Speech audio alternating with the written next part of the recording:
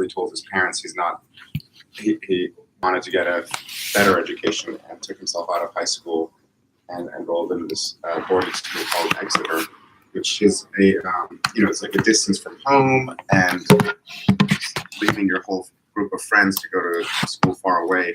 To me, that was really fairly striking because most high school students are, desperate to fit in and to stay with their friends. And when I was in high school, the only thing I wanted was to have a girlfriend and, just to stay with the few people I was friends with, let alone the idea of leaving everybody I knew to go somewhere because I could learn faster would not have occurred to me. So I was impressed with how independent he was and I guess the sense that he expected better things for himself.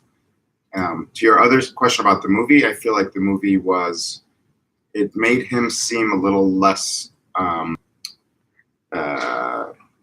it made it seem like things were just happening without him being the one directing it. Like he was in his laptop a lot of the time and not the one responsible for some of the things that occurred, whereas I feel like he's extremely aware of what's going on and is controlling the strings on things. So for example, like the way that, so I don't know the exact facts of what happened with Eduardo, but it made it seem as if Eduardo Saverin was kind of screwed over by other people or by other forces, and Mark kind of signed the papers and went along with it. Whereas if whatever happened, Mark would have been very directly, closely involved in the strategy of it. So, Hiya. So you touched on their capabilities or characteristics of a founder or founding teams. You spoke specifically of Mark's intensity and perhaps a bit about drive and perhaps historically as a character, what he was like. Can you elaborate a little bit more, not necessarily in the area of Mark Zuckerberg, but across your experience? What have been those really key elements of the founding team that's piqued your interest, that's made you want to progress further, bearing in mind the team rather than the idea? Yeah. I mean, every person is different, so I'd say it's less about saying do they fit these checklists, but rather, with each person I meet, I kind of try to see what sets them apart. Yeah. But I guess I'd say a few common things: being extremely hardworking and having perseverance and drive are pretty critical, because running a startup of any sort will be, there'll be times when your confidence is very much challenged and, and everything's going wrong. So it's easy to run a startup while everything's going well, but when you hit those difficult times, having the, the strength to keep going. And I think I mentioned this yesterday, but having conviction about your idea is very important. And I'll often use terms like, religious terms like faith, or, basically having a belief that what you're doing is real and will be successful, even in spite of evidence to the contrary. So again, if all the numbers are positive, then you don't need vision as much, or, things like vision and leadership are particularly relevant when it looks like things aren't going to work and people are having doubts. And I guess I look for founders who have such a compelling sense of belief in what they're doing that they can push through those periods and lead others with them. Let's see what else. I would also say this is kind of a prerequisite, but integrity.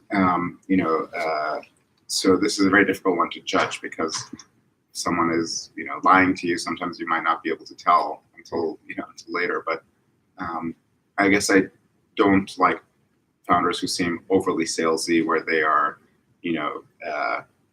basically find some kind of glib answer to any question. So it's nice if a founder of a company is willing to admit something they don't know yet, or, where there are real risks.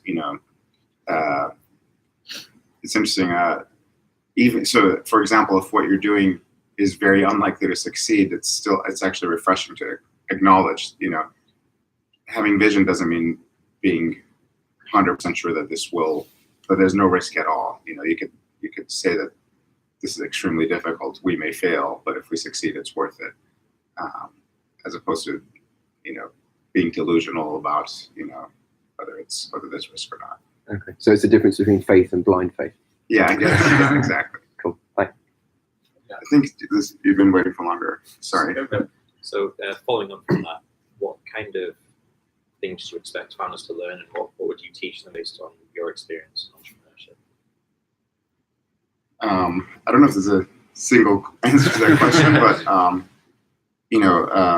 it depends on where they're starting and what how much experience they've already had. But certainly, the thing that for me has always been it's been reinforced is the importance of people. And I know I talked about this a bunch yesterday, but and it doesn't just mean that.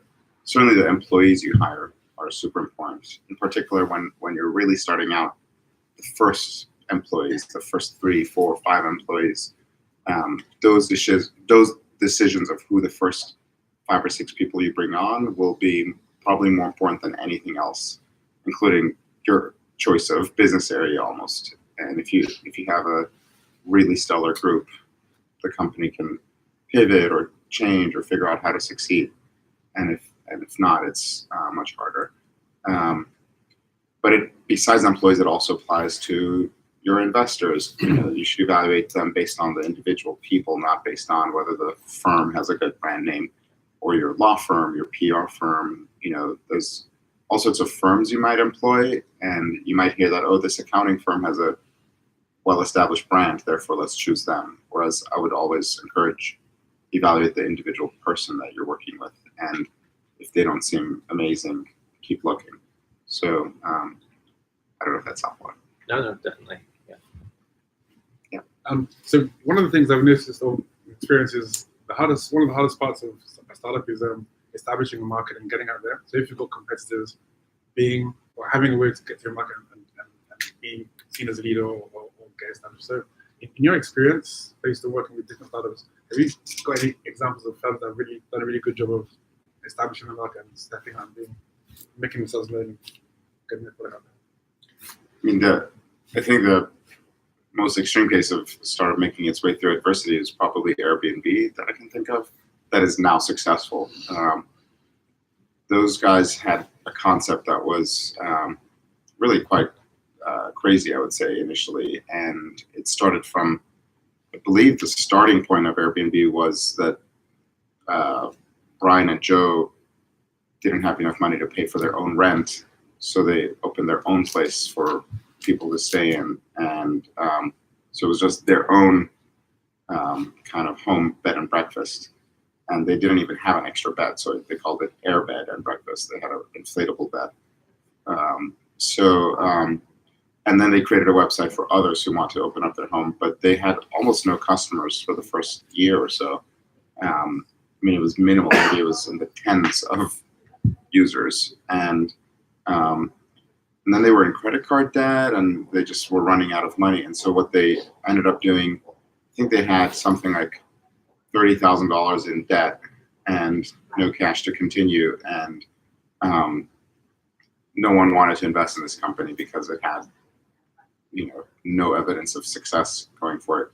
And so they came up with this kooky idea to do with cereal boxes that for the, it was 2008, and it was the US election, and it was Barack Obama and John McCain competing with each other for the election. And so Airbnb purchased a whole bunch of cereal boxes and put and a glue gun and labeled them Obama O's instead of Cheerios, and Cap'n McCain instead of Cap'n Crunch, and sold these at the outside the national convention for the Democratic and Republican parties.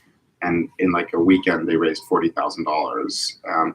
Not raised, they sold $40,000 worth of cereal boxes, which was obviously not their main product, but they used this to, raise enough cash to pay off their debts. Paul Graham said to them after this that you guys are like cockroaches, you refuse to die. So, yeah, so they survived to live another day. Anyway, I'm not sure if that particular story has I'm not sure I would emulate that as a startup. But that's certainly an example of perseverance. Those guys definitely believe that what they're doing is going to, deserves to happen, and we're not going to let it fail just due to lack of cash. Yeah, I was just wondering what you've sort of passed on in your experience that has then gone on to be really successful, and then perhaps like why you actually didn't think it was going to get at the time and then what changed, or maybe haven't. Yeah, probably the biggest one was Google. One of my friends from college was the first employee at Google and CTO of Google, and he was also one of the smartest people I knew in college. So I was quite aware who he was, and in hindsight should have invested in this company simply because Greg was joining them as CTO. So I actually very much believe that search was an enormous business opportunity, and I was involved in pioneering the idea of search advertising even before Google. I had been trying to convince other companies like Yahoo to do something very much like AdWords. So my company was an ad network, and so we had this concept called keywords that we were pitching to other search engines. So I think for me, the reason I was skeptical about Google is there was already a very competitive landscape in search, and it was also very calcified, meaning Yahoo had 70% or so market share and no sign of losing share to the second place, which was, I think, Excite. And Excite had something like 10% market share, and then there was Alta Vista, and there was like 8 or 10 companies, and Google had like less than 1% market share. And the idea that it was the person in 7th and 8th place, they were competing very hard to try to move up to 6th or 5th place. So the idea that somebody could come from nowhere and capture all this market share would seem to me, I guess, pretty naive. I thought they were naive to think they could do that. What I didn't anticipate was how unstrategic some of the other players, notably Yahoo, would be. So Yahoo somewhat gave Google the keys to the kingdom, and so I did not anticipate at all. We have a question from AI and Blockchain Accelerator, which is in Edinburgh. And they're asking, what technology do you think is the most exciting yet to really be harnessed? Yet to be honest? Harnessed, sorry. Harnessed, Yeah. harnessed. What's the most exciting technology yet to be harnessed? Let's see. So certainly I wouldn't quote AI or blockchain. Let me think about it. Most of the things I can think of are already pretty hyped up. I would actually say I'm more excited about applying, kind of what seem like more boring, like basic Web 2.0 technology. There's so many spaces that haven't yet been digitized or technology enabled. So, I guess if I were to think of really sort of futuristic tech, which is what the question implied, there's some new hardware opportunities, and I've invested in them, that are trying to kind of go beyond silicon to make chips break the barriers that right now are slowing down computing. Not slowing down, but sort of prevented the acceleration of computing. So the Moore's law essentially has begun slowing down, and because we've reached a kind of an asymptote in things like these chips are getting so small that they're getting too hot, and then to try to make them any smaller, they would melt literally. And so it's we're reaching like the boundaries of physics for chips, and so I've made a couple of investments in things that are using. One of them is using photonics and basically using light rather than electricity for computation, and the other is using ferroelectric materials, which is a different way of storing ones and zeros rather than rather than electricity. It's using a magnetic dipole. And so both of these are quite futuristic, but if they were to work, they would potentially result in not just a 10x, but a 100x or 1000x improvement in computation. So that's my futuristic answer. Mm-hmm. But I would say more kind of in the very present, there are so many opportunities where there are industries not yet web enabled. So I've made a number of investments, for example, in trucking. A company that I invested in 4 years ago called Convoy observed that the trucking industry was still using fax machines for scheduling and negotiating shipping contracts. And there just was no central broker or anything like this. You know, the process, if you are trying to get something shipped from A to B, you would send out RFPs by fax, and then you'd have a series of different middlemen or brokers send you back quotes, and then you choose one, and there was no transparency as to when will the truck arrive or where is it. And so they created something essentially like an Uber for trucks, and using pretty basic technology of an app so that it could GPS to track where the trucks are, and a marketplace for choosing your choosing who you want to hire or so on. And it's now a $1 billion company, although at the time it was entering a brand new space without necessarily a lot of evidence as to where it would end up. But I think there are other areas that are still far from being successfully harnessed for technology. Cool. Thank you. On this side, yes. Oh, okay. I kind of feel like the last 2 decades have been sort of the golden age of internet advertising. You've got these huge technology monoliths like Facebook and Google, which have basically built primarily like data ingestion engines, which have allowed them to sell internet advertising at very good rates, offer very good service to advertisers. And then in the last few years, there's been a bit of a kind of pro-privacy backlash towards this. You've got legislation like GDPR, and I think there's similar types of legislation coming into effect or being debated in various other countries in the world. Do you think there's going to be any kind of shift towards different revenue models for consumer-facing internet businesses, like more focused on subscription services or microtransactions and things like this?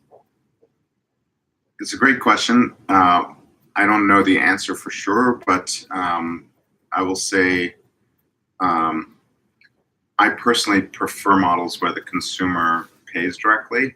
I should say more generally, I prefer models where there's only one customer and whoever uses the product the most is also paying for the product.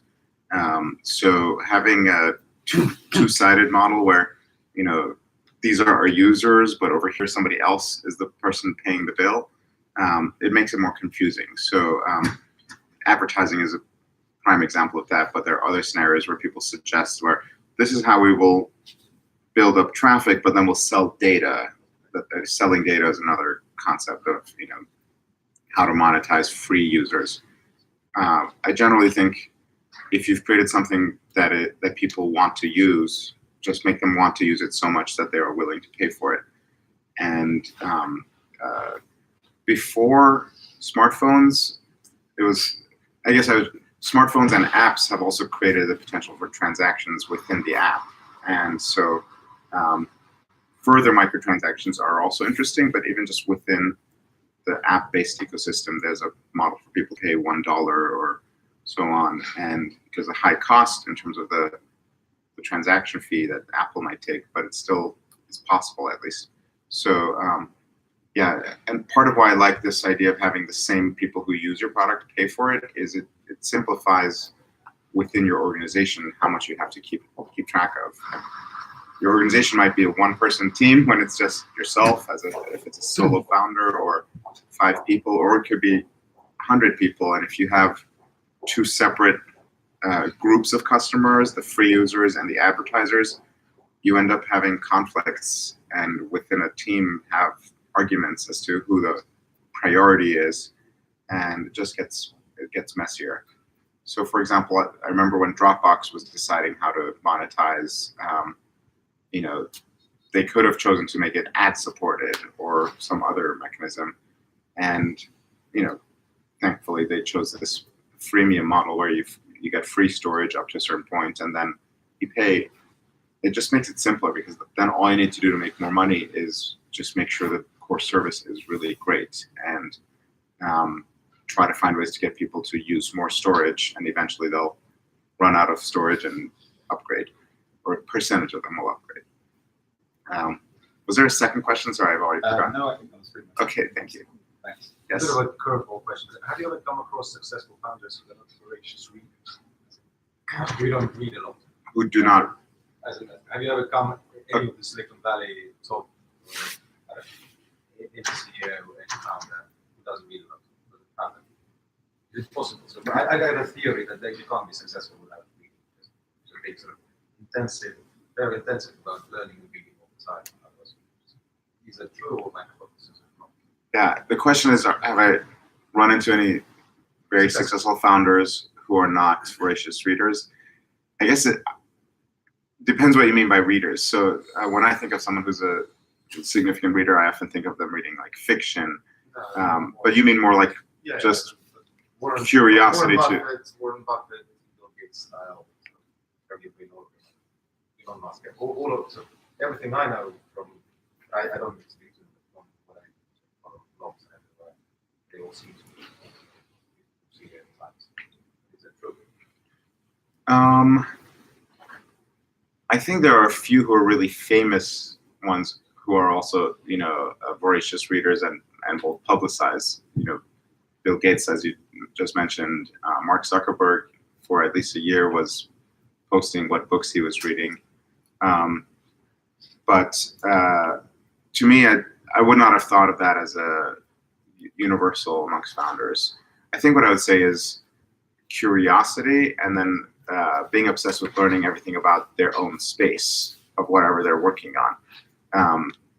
Whereas some of these other examples show more broad curiosity about the entire world. So, after they're successful, it's easier to have the luxury to learn about everything or, anything. Whereas when they're in the kind of crux of creating the company, the thing I would say is more common that I see amongst founders is being intensely focused and obsessed on their space, and then reading or learning everything to do with what they're doing. So, so I guess it's still perhaps likely that they're reading a lot, but just extremely focused within their narrow realm. So there's a founder I met just a few weeks ago that in an area that I wasn't very familiar with, and the thing that really impressed me was how insanely well-versed she was in all the details of this whole space that she was working in. And I assume that it was from reading, although I can't know for sure. That to me is more of the common denominator, is really deeply knowing your own space. Yes. So yesterday you touched on the fact that when you exited your business, you came into wealth and you felt the responsibility. Is that purely towards driving innovation, or is that a wider responsibility? Yesterday, I think when I talked about coming into wealth and feeling responsibility, I think it can mean a few different things. The most basic one is responsibility not to lose your own money, or not to let it sit without having good gains, I guess, because simply keeping it in a bank account might have 1% interest and not keep up with inflation or something. So I'd say the first basic level is responsibility to I guess to myself, of still somewhat selfish, of having it have a good return. But then I'd say there's a responsibility socially. I think that people who have wealth should use it to make the world better in some way, including simply by investing it. That helps. That's better than hoarding it and not allowing it to be recirculated, or to employ others, or to drive change. And but also investing it in a way that aligns with the impact that I would want to see in the world. That's a higher level of responsibility. And I think the happiest people are the ones who figured out how to align their day-to-day work with some sense of impact or purpose that is making the world a better place in some way. So some people make a lot of money doing one thing and then donate it. That's certainly great. Philanthropy is great, but if the way you are earning money is not making people happier or not making the world better, for example, if it's traders, hedge funds, generally the more money you make has nothing to do with improving the world, as opposed to creating a new firm or creating some product that people want. You are, you've created something, and the more money you make, that means the more people you have somehow served. So for me, for investing, I think often about, if this is really successful, what will that have meant for the how it has changed the world? Should I get Jaime? Do you want to ask another question? And also, do you want to choose the questions? I'm happy for you to choose. But not just I was thinking of something you mentioned before about when things go wrong in startups, you want founders that will keep going. And as an entrepreneur, when things went wrong, like seeing experiences of like you were was very inspiring, like to keep going. Can you tell us about any of your personal experience in which things weren't going as you were expecting to, and you kept going and managed to get out?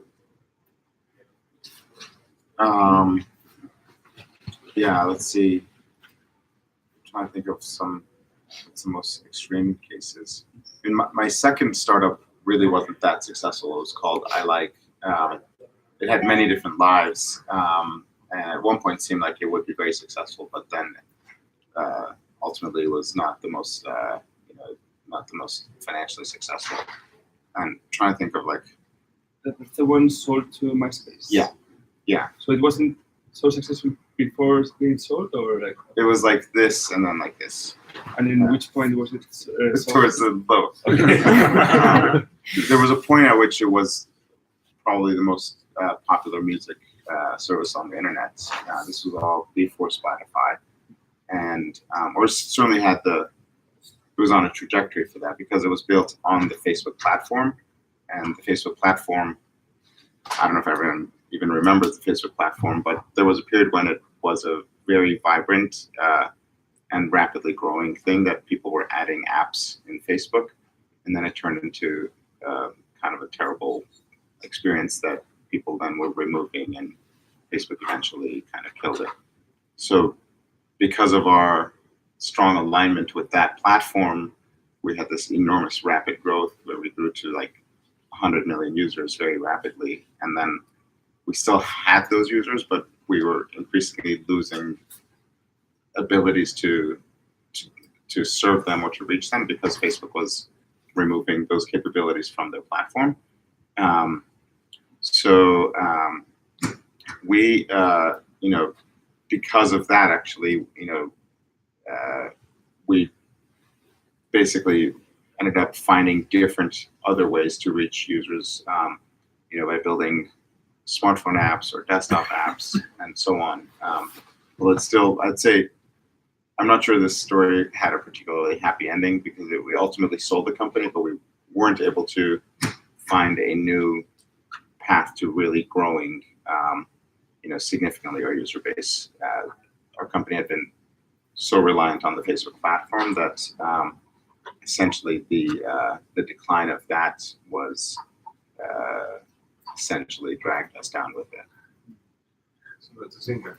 So it wasn't like, because Zynga story was very similar. So each arrived at Facebook, and then once they started cutting the fees, what was it sort of normal back then, 2006, 2009? Stories from companies going away from Facebook and then couldn't do it. I don't know what you mean by normal, but I'd say there was a whole group of companies So that. What's that? So that was several companies were getting similar. Yes, there was a enormous cohort of companies that collectively all got fucked by Facebook, basically. Zynga, I'd probably say, was the most successful, actually.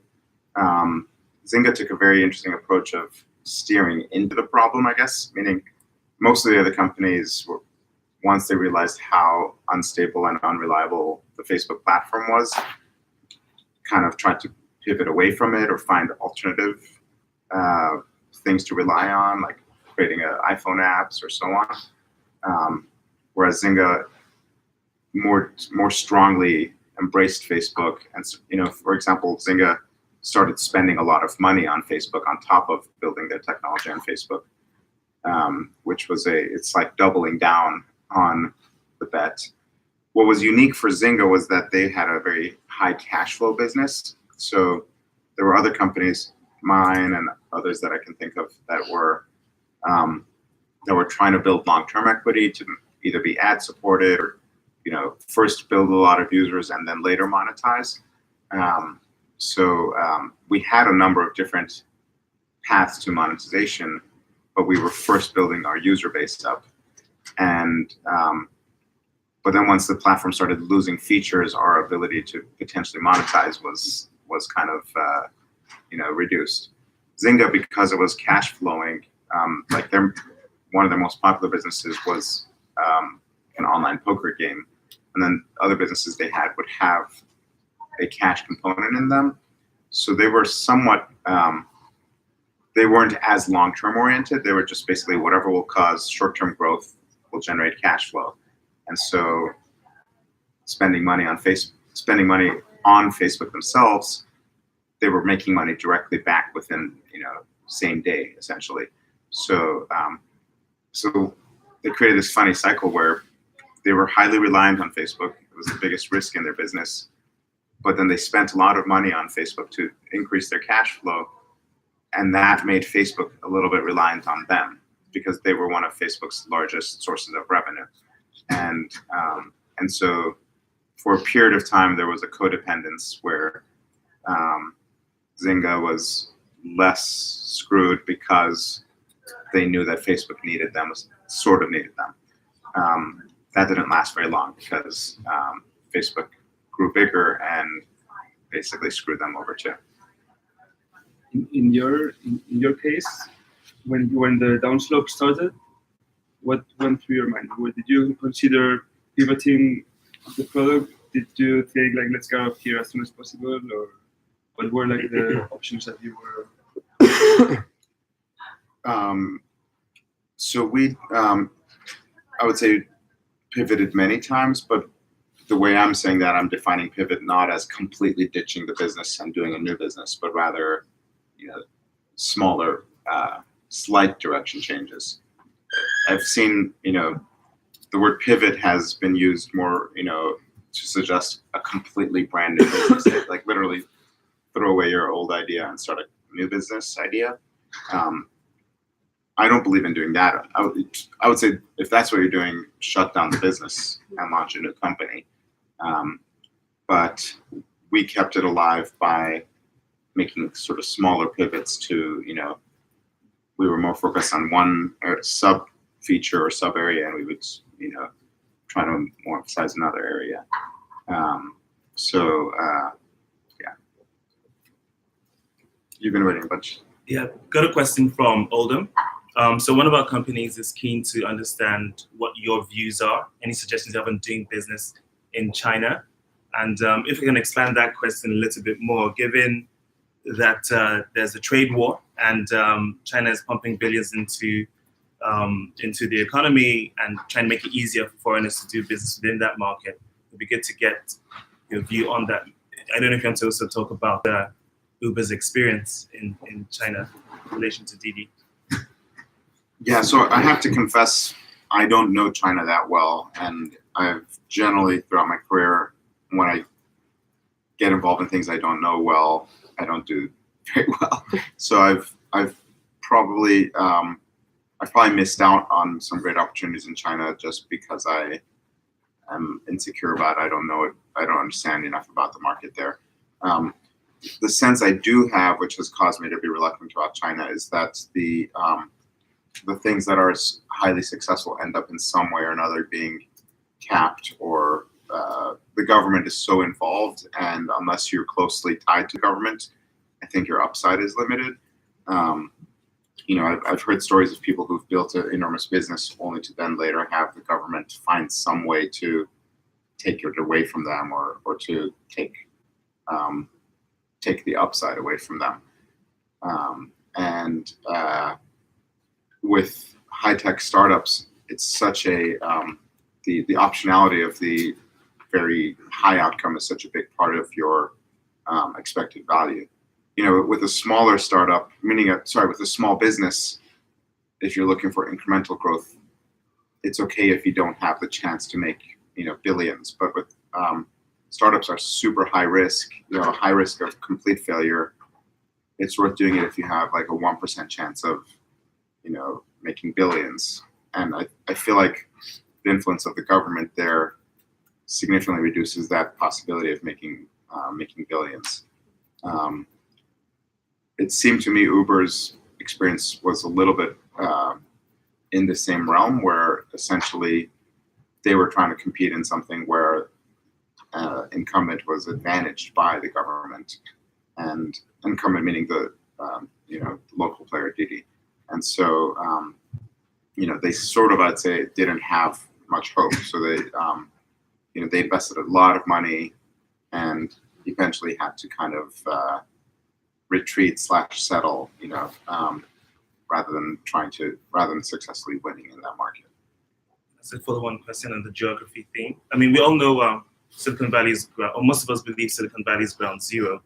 But when it comes to other parts of the world that are innovating, do you have any observations or thoughts? Or is NEO looking at investing across regions? So my fund is generally North America focused. In fact, I think we're legally able to do some outside, but not very much investing outside. So I'm not aggressively looking outside North America. So having said that, I think there is lots of opportunity outside. I don't know if I articulated very well what my worries with China are, but outside of that country, I think there's lots of opportunity, and probably not as much entrepreneurship as there ought to be. I think there's a lot of other economies where the culture isn't as risk-taking or as encouraging of risk and entrepreneurship. And maybe that has to do with culture, maybe it has a little bit to do with policy. But I do think that there's a lot more opportunity for entrepreneurship elsewhere. As tech dominates every area of our lives, it feels like the security issues around that, trust and security and cybersecurity, are increasingly important. But it's pretty much invisible, and it's kind of not terribly glamorous. But you're really grateful for it by preventing something that goes wrong. I kind of wonder if it's a bit like, for a long time, people were happy to give away their data, and now they're like, I'm not sure what that's privacy. In the same way, arguably, people have been quite gung-ho with the trust they put in the technology and all the things behind it. And we'll see if that's going to change. I'm just really interested in your perspective as someone who's seen how this technology can explode, particularly around cybersecurity, because it's, as I say, it's largely, it's invisible, but it's fundamental, especially if we're moving to a world of smart cities and tech dominating everything. So what's your take, Ali? Generally, I would agree. I would say you just mentioned two areas that I think have the potential for multi-billion-dollar business value creation.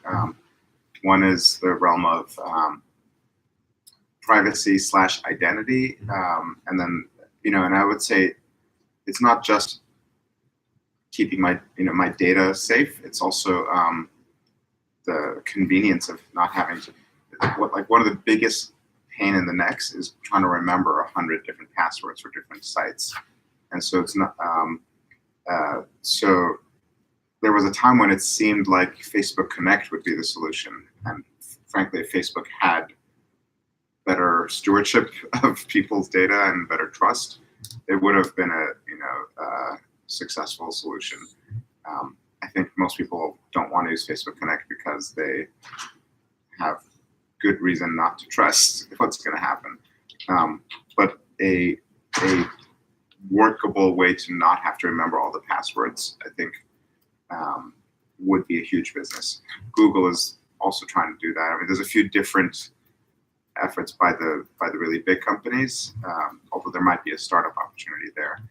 And then somewhat separate is cybersecurity, whether it's for consumers or for small businesses. And it's tricky because it's not very sexy, as you mentioned, and there's also a little bit of a psychologically, like, people don't want to do the proper kind of hygiene until after, they realize after the problem happens, oh shoot, I should have done it. But like, just like not everyone flosses, even though they know it's important for their, not to lose your teeth at some point, or whatever, but people just still are lazy, or they don't think long term enough. So I think it might be challenging to get adoption of it, but I do think that there is a real opportunity there. And is that about push the kind of massive companies making that provision easier, the kind of like a push model, or is it about increasing awareness amongst the consumer for them to think, okay, it's important that I floss if I want to keep my teeth. So that same kind of ethos. It's probably a pincer point, but what's your thoughts on that? Yeah, for consumers, I'm not as sure, but for the B2B market, I think you can probably find ways to align it with financial incentive. So, for example, if there was a way to reduce your insurance premiums because this reduced your risks of catastrophic loss. There's a company I've invested in actually called Vanta, which is providing a security framework for small businesses, where it's specifically their initial focus is businesses who need to pass compliance hurdles in order to make sales. So it's their ideal customer is a tech company who's trying to sell to large enterprises, and there's a number of different security, like, compliance requirements. For example, SOC 2 compliance. I don't know if that is global or if there's some different variation here, but these compliance requirements might include things like verify that everybody in your organization has encryption turned on, and everyone in your organization has two-factor authentication on their email, and that you have the right firewalls on your servers. And currently, simply like proving those things entails hiring a consulting firm for $100,000, and they'll have someone come to your location and spot check and personally review what's going on. And you do that once a year in order to become SOC 2 compliant. It's not truly secure, because when that consultant leaves, someone might, turn off the encryption, or a new employee doesn't turn on encryption. So Vanta has built automated software that will monitor and check these things year round, and sort of have higher caliber security, but more importantly, also it's cheaper than hiring a consultant because it's automated. And so it's the long-term goal for them is for everyone to use this software, but their short-term how to get people to actually pay for it and take it seriously is because it's a requirement of doing business if you want to meet the compliance requirements of your customers. Thank you. Over here. So I know you have been focusing a lot on investing in young people and making sure that they have the right technical skills to meet the talent demands that are needed in the marketplace. And my question is, for more senior people that already have a career track and that maybe don't have that computer science or technical background, do you have any advice on how to be effective in actually leading more technical teams? And do you have any advice on what are the things that need to be learned to make that transition? Well, certainly I would say partner with a co-founder who is technical, and they don't have to be necessarily young. There's very technical people much older than myself. But it's, you know, I would say at the same time also just trying to maintain your own curiosity, and just because you didn't have a technical upbringing yourself doesn't mean you can't start now. And you know, I think that the worst is when people feel intimidated because they don't have certain skills. They assume that they can't learn them. Now, certainly, if you're beyond a certain age, it's not worth it to try to become a full-fledged computer programmer. You know, like that's, you know, I don't know what age, but let's say if you're over 30, you can learn to code, but you shouldn't expect that you'll be the like main coder in your own company. But that being said, I think you would don't therefore think like, oh, it's completely over my head. I have no idea. I'll never learn.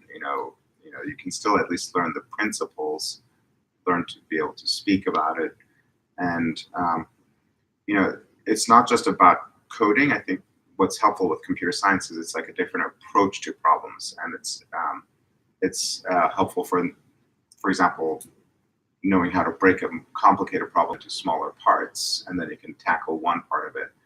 Or it's relevant for figuring out if there's a certain band or certain layer of the stack that you should focus on. So if a problem has like, you know, many layers, rather than trying to do all of it, maybe you can just, as a business, do one layer of it and rely on other businesses to do the other layers. So at least thinking in a computational way is helpful, even if you don't develop all the skills. If one looks at Facebook, Snapchat, YouTube, they have a dependency on advertising-led business models. And it's probably fair to say that they apply a degree of AI and parsing, sophisticated parsing methods when they look at the user data. Why can't they, or why don't they recognize there being equally, simultaneously platforms for everything from trolling to, you know, hate, terrorism, promotional videos? Why don't they apply the same level of focus or intellect, trying to reduce or compromise the speed and breadth that those very corrosive social things have? It just seems quite extraordinary. You know, what are they waiting for regulators to turn the screws on them? Because it seems like they have the intellect. They just don't seem to be motivated. Yeah, I think you're correct. I think that different companies are slightly different. Generally speaking, I think Google is better than the others in this realm. So while Google's not perfect, I think by and large, I think their motivations are to be good. And sometimes they might stray from that, but they're, you know, from early on, Google has had from the very top this idea of do not be evil, and you know, and at least internally, that's a self-correcting influence that I think they are sincere about, even when they might stray from it. Twitter is I've always thought of Twitter as a little more desperate and actually at risk and vulnerable, and so they may not have the I guess for Twitter, I would say they would generally look to Facebook, and if Facebook is not correcting it, or you know, like not cracking down on something, Twitter, who needs the money more badly and is, you know, kind of struggling for survival more, is not going to lead the way in that kind of thing. So I think the greatest responsibility lies with Facebook in this realm. I'll give you one specific example. Donald Trump's Facebook account was violating Facebook's rules on hate speech because of all the bigotry that he was spewing, and he was also posting the same things on Twitter. And my guess is, I mean, I don't know for sure, but my guess is that the people at Twitter were, if they were considering deleting Donald Trump's account, they would say, well, we won't delete it unless Facebook deletes it. Because for Twitter, this single account was responsible for like a lot of their usage. And Facebook considered it, and there was a this was published. I think there's been articles about this where internal employees said, "Hey, this violates our hate speech rules. We, if any normal person was doing that, we would delete them, and we should apply that to them." And there was a whole internal debate, and it went all the way to Mark, and Mark basically decided, "Oh no, let's rewrite our hate speech rules to consider this now normal." And I think this was a terrible decision, and really, for me, like, I lost a lot of respect for him over it. And he should have done it. I think he should have deleted the account and just said, our rules are more important than any one person. And if Facebook had deleted that account, then Twitter might have. But if Facebook didn't, you wouldn't expect Twitter to do so. So I guess I'd say, generally speaking, I think you're correct in saying they don't have the motivation. If they were motivated to do things well, I think they could have. The other example with Facebook is just the enormous prevalence of fake things. And the current one that people talk about is fake news, but there's a lot of other fake things on Facebook, fake accounts, fake interactions.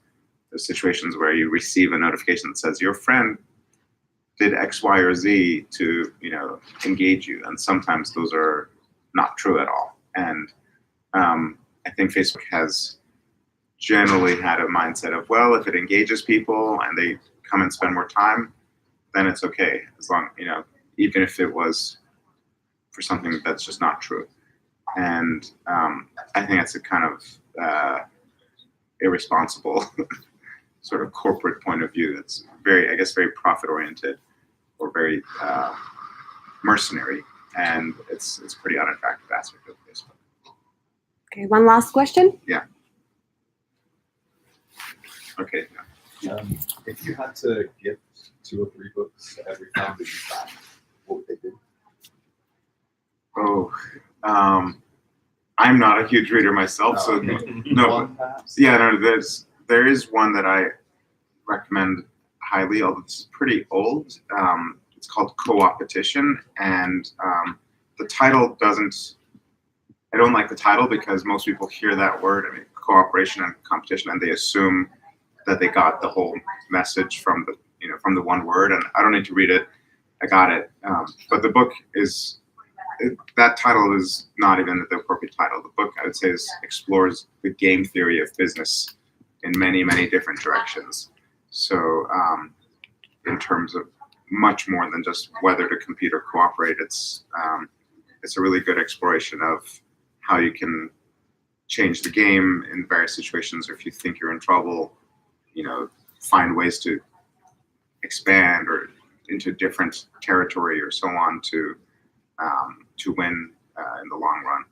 And so that's a book that I have actually bought for a lot of people. I'm trying to think what else. Actually prescribe watching Silicon Valley to a lot of founders. It may seem, it is funny, but there are certain episodes that are so real and instructive, even though they're taking things to a kind of a ludicrous extreme, they still have nuggets of truth to them. So I'm trying to think in particular, there's a few episodes when they're trying to raise financing from VCs, and of course most of the specific details are a bit ludicrous and not applicable, but a general part of it that I think is true is that raising financing is the winds shift super rapidly, and so if everything is going really well, I've seen time and again founders who get overly confident that this is awesome, we're so hot right now, everybody wants to invest in us, and getting perhaps overly greedy and assuming that that'll last forever, and it lasts for like 3 days, and then suddenly no one wants to invest in them. And if nothing else, be prepared for that, and perhaps better, try to close the deal while you're hot. So that's just one example, but there's a lot of examples in that show that are actually quite instructive. So before we finish, I wanted to end on a personal note. So you're a massively successful tech entrepreneur. Your twin brother is a massively successful tech entrepreneur. Your cousin is CEO of Uber. what do you have for breakfast? Or is there genes? Is there like a culture in your family that? What's the secret that we can apply to our? I don't really believe in genetics in general as a source of superiority for anyone, I would say. But I guess intellectual, that is, obviously genetics can help if you're a basketball player. But my family, there are some very successful folks, and there's others that you didn't mention as well that I don't want to overlook. But I think the common thing in my family was we were all being an immigrant is a factor. Most of the members of my family left a lot behind when we left Iran, and that gave a very deep sense of hunger, of essentially rebuilding. And I think families that go through, so we weren't just immigrants. There was a revolution in Iran, and so a lot of people lost a lot, and people who've experienced enormous loss can react to it in different ways. I think some people kind of cling to the past and can't get past it, and spend the rest of their life wishing they could return to the past. Whereas my family, most of them were able to instead use that as motivation to try to rebuild. I think I would also say that across my family, education has been an incredibly important priority. So certainly in my parents, the experience that for me was enormously motivating was when we got to America. We had very little money. My mom and dad both had to work very hard. My mom actually had 2 jobs. She was a secretary by day, and she was a department store sales lady by night. We didn't have our own house. We lived in our grandmother's house. And the 4 of us shared 1 bedroom, meaning my parents and my brother and myself. And yet they sent Hadi and me to private school. So whatever money they were earning, they were spending on an expensive education for us. And so that gave me an enormous appreciation for education, but also a sense of responsibility that, I better do something to, pay this back, or to make a better life for my own parents. So I think that sense of responsibility was something that across my family was pretty impactful for other people to be driven to succeed as well. Thank you so much. What's to add something? Yeah, I think we need to finish now. So thank you so much. This was so amazing, super inspiring. Please come back soon to London. Happy to. Thank you. Thank you very much.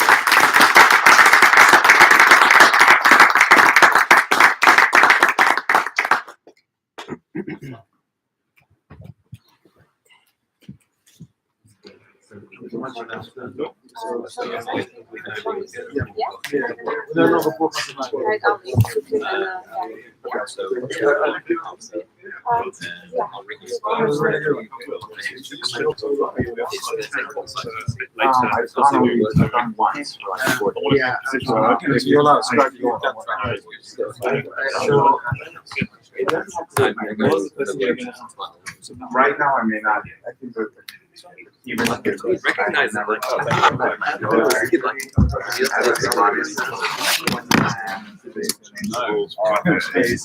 learned about something. It used to be that I heard 40. Now I think it's sort of taken. I don't know. So maybe it's 45.